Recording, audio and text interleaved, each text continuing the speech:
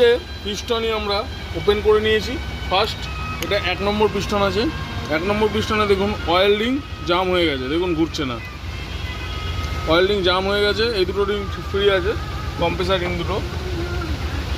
দেখুন এই second piston দেখুন 2 নম্বর পিস্টন আছে, দেখুন 2 লেখা আছে, বোঝা যাচ্ছে তো? 2 নম্বর পিস্টন আছে, দেখুন 2 নম্বর পিস্টনেরও সেম প্রবলেম। 3 নম্বর পিস্টনেরও দেখুন সেম প্রবলেম।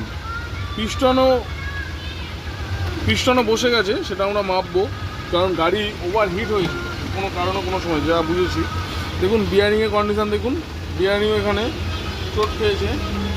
সেকেন্ড পিস্টনের মতোই বিয়ারিং চোট খেয়েছে। 1 নম্বর পিস্টনে বিয়ারিংটা চোট খেয়েছে দেখুন এখানে। তো সেম 3টে বিয়ারিংয়ে চোট খেয়েছে, তো বিয়ারিংও আমরা চেঞ্জ করবো। আর গাড়ির পিস্টনে এরকম পরিস্থিতি হওয়ার কারণ, পিস্টনে এরকম হওয়ার পরিস্থিতির কারণ হচ্ছে সেটা মোবিল টাইম মতো না চেঞ্জ করার, যেই কারণে এই প্রবলেমগুলো আসে।